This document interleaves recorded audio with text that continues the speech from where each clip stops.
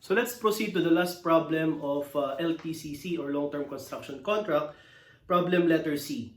On July 1, 2018, Dinar obtained a contract to construct a building. The building was estimated to be built at a total cost of 15 million and is scheduled for completion on October 2020. The contract contains a penalty clause to the effect that the other party was to deduct 35,000 from the contract price each week of delay. So pag na-delay, may deduction na 35,000 per week. Okay? On the other hand, if the contractor was able to finish the building earlier than agreed, it will be rewarded an amount of 50,000 for every month of early completion. So dalawa yan, no? Kapag may delay, deduction sa contract price. Kapag may early completion, additional as a reward. So we have here delay. Okay? 35,000 per week. Yan. Then we have here early completion. We have 50,000 per month. Okay? So what else?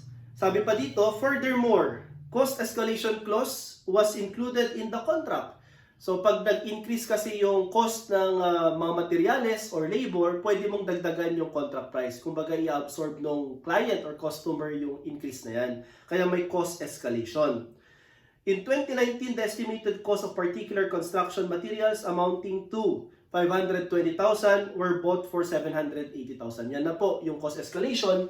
Ibig sabihin, okay, noong 2019, okay, ang materials natin, which is 520,000, okay, ang inestimate na cost, nabili po siya, okay, ng 780,000.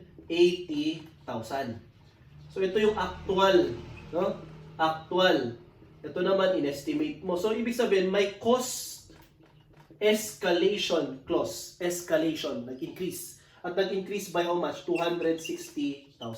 So itong cost escalation clause na ito is plus doon sa contract price. Okay, additional ang effect yan sa contract price. What else? The increase in the contract price related to this cost escalation was approved by the client. So approved naman po. Completion was delayed for 4 weeks. Sabihin, hindi po nagkaroon ng early completion, na delay pa po ng 4 weeks. Okay? Cancel. Kaya meron kang penalty. Ayan, may penalty ka. Amounting to, how much? 35,000, okay, times 4, we have your 140,000. And this is what? Deduction sa contract price. Okay? So yan yung effect. 140 deduction, 260 na addition sa contract price. Ang tanong, okay? What is the original contract price in 2018? Teka lang. Ano ba yung binigay pang additional info? Cost incurred 2018 1,750,000, 2019 6,440,000, and 2020 1,085,000. Fluctuating po ulit, ibig sabihin current year yung cost na yan. Okay? Estimated cost to complete. Since to complete ang sinabi at hindi yan at completion, additional pa yan sa pag-compute ng total estimated cost to complete. And this will be added to compute for the TEC2C, which will be your denominator in computing for your percentage of completion under cost-to-cost approach. Okay?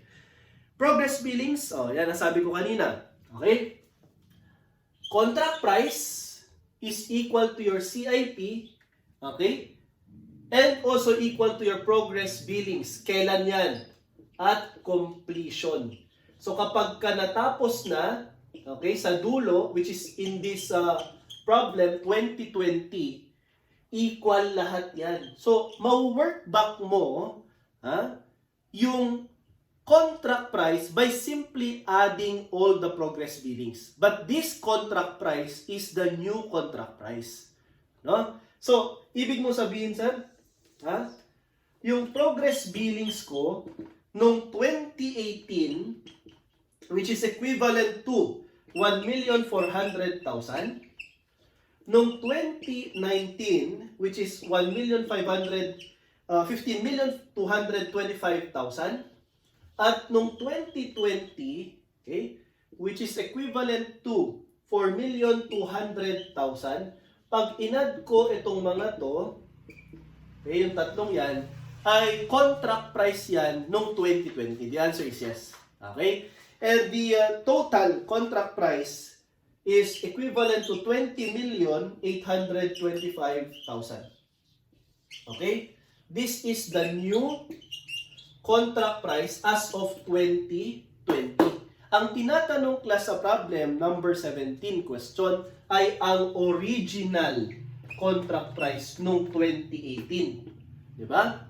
E kailan ka pa lang ba nakapag-escalate? 2019. E kailan mo nalaman na may penalty? Noong 2020. Di ba? Kasi delayed completion nito. Ayan. So, ibig sabihin, i-work back mo. Ayan. So, to answer class, no? Manggaling ka dito sa 20,825,000. Purahin ko to ha. So dito tayo nag-base. Kaya meron tayong tinatawag na new contract price. Purahin ko to. Ibig sabihin class, no? Na-compute mo itong 20,825,000 as of 2020.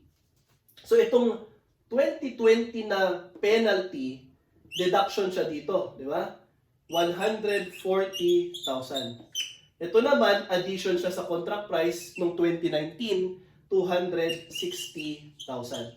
So, ibig sabihin, ito na po, no, yung 2018 na original contract price as of 2018. Nung wala pang penalty at nung wala pang cost escalation. So, pa-work back po tayo, pataas. So, 20,825,000 minus 260,000 kasi pa-work back plus 140,000. So, mako-compute mo, okay, yung original contract price na 20,705,000. And this is our answer for number 17. Letter C ang tamang sagot. 20,705,000. Ito po yan. Diba? So, ang kwento ngayon, noong 2019, plus 260. Noong 2020, minus 140. So, yun. So, kung tatanungin ka, how much is the contract price in 2019? Eh di, 20,705 plus 260. Pagdating ng 2020, minus 140. So, ganun lang po. Okay? So, what is the original contract price in 2019? Okay, 2019. So, ganito class ha. O, baguhin ko na to ha. Baliktarin naman natin. Ayan. So, ito. Okay. This is your original contract price 2018 plus cost escalation in 2019. So, you will be computing for the 2019 new contract price. E magkano ba yung escalation? 260,000. So, 20,705,000 plus 260,000, you have your 20,965,000. So, your answer class for number 18, 2019 contract price is letter D, 20,965,000. And of course, pagdating ng 2020, magbawas ka dito ng penalty, which is in 2020, minus ka dito ng 140,000. Kaya makukompute mo naman ang 2020 new contract price, which is the same as 20,000,000, okay, 825,000. Ganyan lang po, pero ganito po siya winner top based on progress billings. Okay? So, for the last item, what is the CIP net as of 2019? Okay? So, burahin ko na tong 2020 since 2019 pala ang tinatanong. Okay? Pwede kang magsimula sa contract price, di ba? At ang sabi natin kanina, ang construction in progress, rather yung tinatawag nating CIP, ay pwede i-compute by simply multiplying contract price by the percentage of completion to date. No? To date, hindi current year. So pagka minultiply mo yung percentage of completion na yan, you will be computing for the CIP. construction in progress. Since 2019 po yan, okay, kailangan mong i-compute ang actual cost incurred to date, divide this by total estimated cost to complete sa 2019. Diba? So ngayon, magkano ba ang cost incurred to date? So you have here 1,780,000 plus 6,440,000. That's your actual cost incurred to date in 2019. Pero yung total estimated cost to complete, okay, 1,780,000 plus 6,440,000 plus yung ine-estimate mong makukumpleto pa or magagastos pa to complete the project in 2019, that is 1,810,000.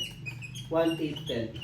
So, I think this is 8,190,000 over 10 million. Diba? 10 million. So, ilang percent? This is now 81.9%. So, yan ang completion percentage mo, okay, sa 2019. So, multiply this by 81.9%. So, 20 million 965,000 times 81.9%, you have your 17 million. Okay, 17,170,335. Yan, 17,170,335. Pero ang tinatanong ay CIP net, so you have to deduct progress billings. And the progress billings in 2019, 2019 tong dalawa, is equivalent to 16,625,000. So you have here CIP net, okay, CIP net of progress billings, which is 545,335. So this is your contract, okay, asset under PFRS 15. So ang sagot po natin, okay, for number 19 ay 545,335 due from. That's under old standard. Okay, this is due from or current asset, no, or contract asset. Okay? So this ends our discussion for the so-called long-term construction contract applying PFRS 15.